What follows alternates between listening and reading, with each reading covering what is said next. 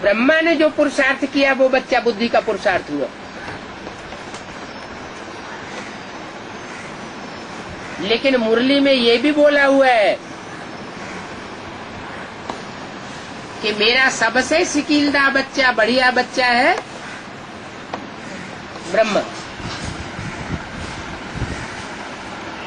तो जो शिकीलदा बच्चा है वो भले शरीर छोड़ देता है, लेकिन शरीर छोड़ने के बावजूद भी उसे दात मिलती है विशेष आत्मा में प्रवेश करके संग का रंग लेने की। वो विशेष पाठधारी आत्मा जगत पिता है, राम वाली आत्मा। उसमें जब प्रवेश करता है तो संग के रंग से स्वतः ही उसकी बीज रूपी स्टेज बन जाती है। जिस ब्रह्मा के लिए कह दिया कि इस ब्रह्मा को याद नहीं करना है, क्यों कह दिया? क्योंकि माँ साकारी होती है, माँ निराकार नहीं होती। जितनी साकारी चीज उतनी कम पावरफुल,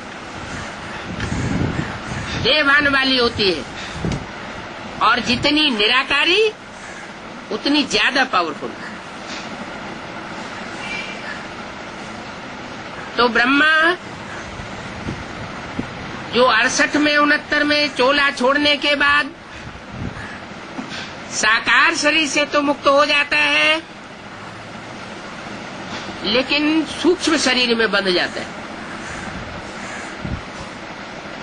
वो सूक्ष्म शरीरधारी आत्मा भी जब राम के चोले में प्रवेश करती है तो बीज रूप स्टेज धारण कर लेती है।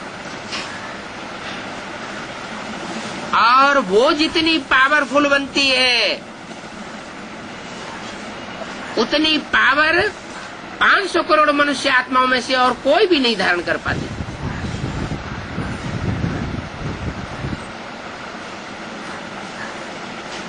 इसलिए वो ही धर्मराज का पार्ट बजाने वाली बनती है। धर्मराज है धर्म का राजा, धारणाओं का राजा। ऐसे ब्रह्मा के रूप में भी उन्होंने धारणा का पार्ट बजाया। लेकिन सहन शक्ति जो सब शक्तियों का, सब गुणों का राजा है, उसकी पराकाष्ठा का पार्ट बजाया। सामना करने की शक्ति का पार्ट नहीं बजाया, जो बाप का विशेष गुण धर्म है उसकी पूर्ति। ब्रह्मा की सोल जब राम वाले चोले में प्रवेश करती है तो संग के रंग से वो पूर्ति हो जाती है। और बाप उसी माँ को आगे करता है असुरों का संहार करने के लिए।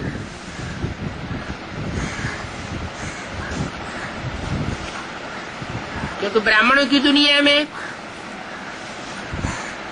आसुरी गुणों को धारण करने वाले ब्राह्मणों ने उस माँ को ही दुख दिया था, बाप को दुख नहीं दिया। और बाप दुख लेता भी नहीं। तो जो माँ दुख का बंधन बांधती है बच्चों के साथ, वही माँ की सोल राम वाले चोले में प्रवेश करके इतनी सशक्त बन जाती है कि बच्चों का पूरा मुकाबला कर लेती, शेरनी शक्ति का पार्ट बजाती है। और फिर उस रूप की पूजा होती है ब्रह्मा की जगदम्बा के रूप में। ब्रह्मा के रूप में पूजा नहीं होती, जगदम्बा के रूप में पूजा होती है।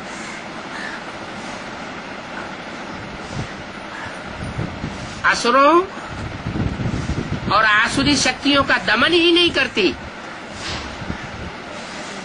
दुर्गुणों को दूर करने वाली दुर्गा ही नहीं बनती, स्वर्ग के गेट खोलने के निमित्त भी बनती है।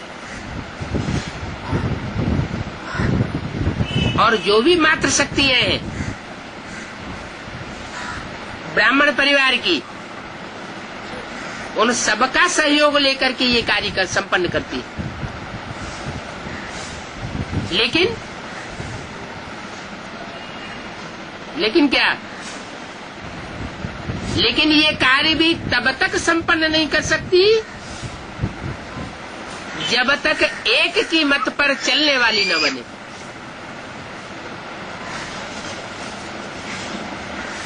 अनेक बच्चों से प्रभावित होकर के जब तक चलती है तब तक माता की दुर्गति होती है, और एक बाप की मत पर जब चलती है तो सदगति को पाती है। उस एक के सदगति पाने से सारी दैवी सृष्टि, मनुष्य सृष्टि सुखी हो जाती है।